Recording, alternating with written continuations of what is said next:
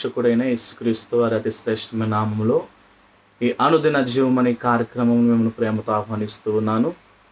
దేవుని మహాకృపలో గతించిన దినాలని ఆయన ఉచితమైన కృపతో ప్రభు మనల్ని బలపరిచి మరల ఈ ఉదయకాలము దేవుని సన్నిధి రీతిగా ఆయన వాక్యమును జ్ఞానం చేసుకోవడానికి ప్రభు అయిన దేవుడు మనందరికీ అనుగ్రహించిన ఈ భాగ్యమును బట్టి ప్రభుకు మహిమ కలుగునుగాక.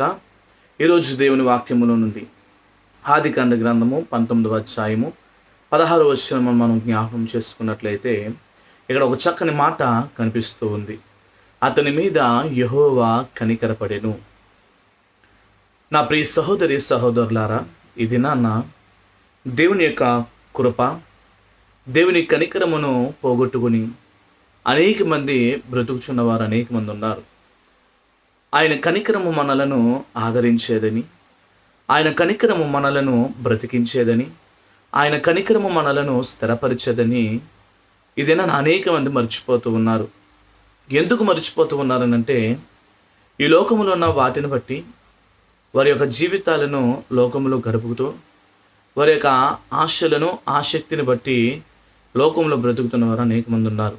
కానీ దేవుని వాక్యం అంటుంది, ఆయన కృప, ఆయన కనికరము మనలను బ్రతికించేది, ఆయన సహాయము మనలను బ్రతికించేది, ఆయన చిత్తము మన జీవితంలో కార్యసిద్ధిని కలగజేసేదని మర్చిపోవద్దు. నీ బలహీనత సమయములలో దేవుని కనికరమే నీకు ఆశ్రయం అవుతుంది.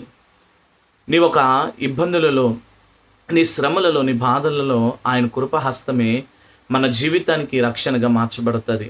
ఇది నన్ను అనేక మంది లోకంలో ఉన్న వాటి మీద ఆధారపడుతూ వారి యొక్క జీవితము వాటి మీదే ఆధారపడి ఆనుకుని బ్రతుకుతున్నవారు అనేక మంది అన్నారు.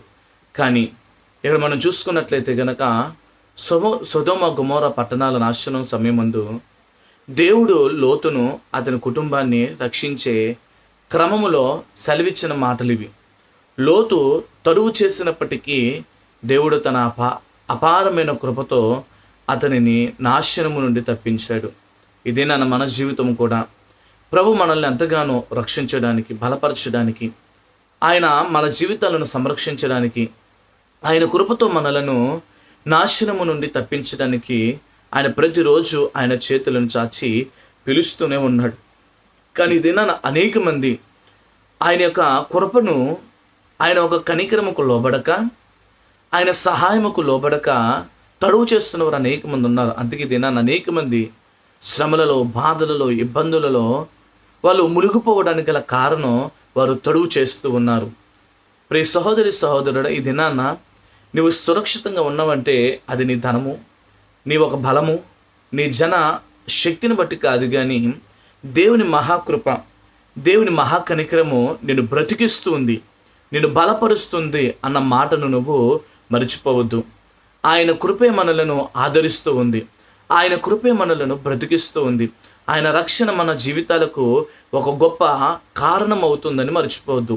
ఇక్కడ సొదొమ గొమొర్రా పట్టణాలు నాశనమవుతున్న క్రమంలో లోతును తన కుటుంబమును దేవుడు రక్షించడానికి ఎంతగానో సిద్ధపడ్డప్పటికీ కూడా లోతు తన కుటుంబంలో ఒక వ్యక్తిని పోగొట్టుకోవడానికి గల కారణం ఆ వ్యక్తి లోకమును చూచి, లోక ఆశల మీద ఆధారపడి, లోకములో ఉన్న వాటి యందు వారి యొక్క మనస్సును ఉంచిందా కాబట్టి తన జీవితాన్ని నాశనం చేసుకుంది. దేవుడు మన జీవితాలలో తన కనికరాన్ని 2 ప్రధానమైన రీతులుగా తెలియపరుస్తాడు, వ్యక్తపరుస్తాడని మర్చిపోవద్దు.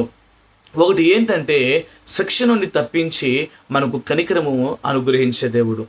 కనికరం అనగా మనం అర్హులము కాకపోయినా మన బలహీనతలను చూసి దేవుడు మనల్ని ఆపద నుండి, తీర్పు నుండి తప్పించడమే. మన అపరాధములను బట్టి మనను శిక్షించక ఆయన ప్రేమతో మనలను దాచిపెట్టడానికే ఆయన మనల్ని పిలుస్తూ ఉన్నాడు.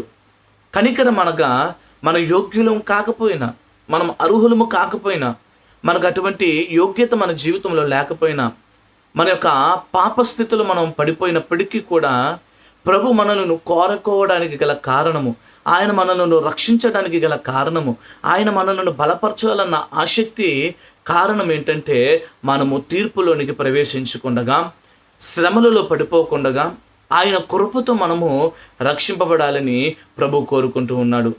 ఆయన విడిపించి, విమోచించి, ఆయన కనికరము చేత మనలను బలపరచడానికి ఆయన సిద్ధంగా ఉన్నాడు. నాశనానికి దగ్గరగా ఉన్న మనల్ని దేవుడు కేవలం చూస్తూ ఊరుకోలేదు. ఆయన మన బంధకాలను తెంపి పాపపు ప్రాంతము నుండి మనల్ని బయటికి లాగి ఆశీర్వాదకరమైన స్థానములో నిలబెట్టడమే నిజమైన కనికరమని మర్చిపోవద్దు.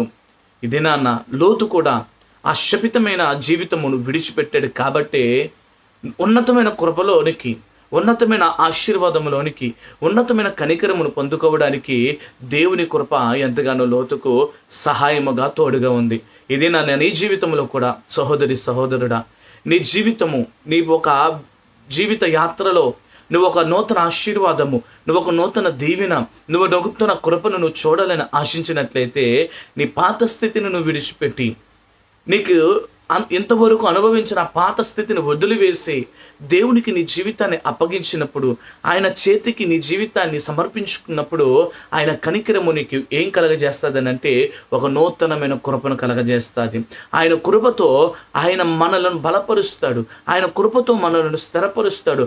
ఆయన శక్తి మనకు ఒక కవచముగా, ఆయన శక్తి మనకు ఒక ఆశ్రయ దుర్గముగా ఉంటుందని మర్చిపోవద్దు. దేవుడిచ్చే ఈ కనికరాన్ని నువ్వు కూడా పొందుకోవాలని ఆశపడుతున్నట్లయితే దీని కొరకు మనం చేయవలసింది దేవుని హెచ్చరికలకు లోబడటం. కొన్నిసార్లు లోకపు ఆకర్షణలు చిక్కుకుని మన బయటకు రాలేక తడువు చేస్తున్నప్పటికీ కూడా ఆయన స్వరాన్ని వినే లోబడటం ఎంతైనా అవసరమని మర్చిపోవద్దు.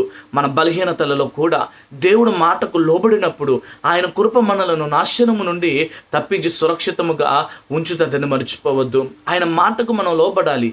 దేవుని వాక్యము చేత, దేవుని సేవకుని చేత, లేదా ప్రార్థన బలము చేత, అనేకమైన హెచ్చరికల చేత నువ్వు హెచ్చరింపబడుతూ ఉన్నప్పుడు వాటిని విని విడిచిపెట్టే రీతిగా నువ్వు ఉండకూడదు. కానీ వాటిని విడిచిపెట్టి ఆ మాటకు లోబడి, ఆ హెచ్చరికలకు లోబడి, ప్రభువా నా జీవితమును నీకు సమర్పించుకుంటూ ఉన్నానయ్యా, నా జీవితాన్ని నీకు అర్పించుకుంటూ ఉన్నానయ్యా, నా బ్రతుకును నీకు అర్పించుకుంటున్నానయ్యా అని ఎవరైతే ఆయన కృపకు లోబడతారో, ఆయన సహాయముకు లోబడతారో వారిని దేవుడు ఆశీర్వదించి దీవించి బలపరుస్తాడు. మరి దీన్న ఆయన కనికరము నువ్వు కూడా పొందుకోవాలనుకుంటే ఆయన సన్నిధిలో నీవు కూడా విజ్ఞాపన చేసి, ప్రభువా నేను నీ చెంతకు వస్తూ ఉన్నానయ్యా, నీ చిత్తము కొరకు నేను ప్రయాసపడుతూ ఉన్నానయ్యా, నీ చిత్తము దేవా, నీ హెచ్చరికను నేను త్రోసివేయనయ్యా, అయ్యా నీ కనికరం నాపైన, నా కుటుంబం పైన ఉంచని దేవుని సన్నిధిలో నువ్వు ప్రార్థించినట్లయితే నీ బలహీనతలో ఆయన కనికరము నీకు ఆశ్రయముగా ఉండి, ఆయన కృప హస్తము నీకు తోడుగా ఉండి ఆయన నిన్ను బలపరిచి ఆశీర్వదిస్తాడని మర్చిపోవద్దు. ఇదే నన్ను ప్రార్థన చేసుకుందాం.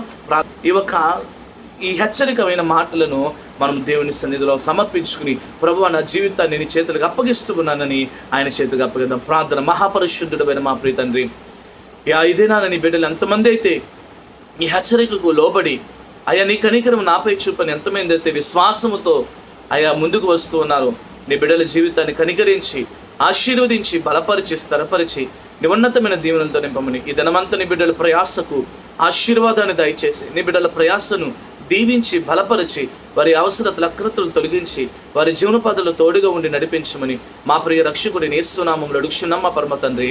ఆమేన్. ఆమేన్. God bless you. అందరికీ వందనాలు. ప్రభు మిమ్మల్ని మీ కుటుంబమును దీవించును గాక. ఆమేన్.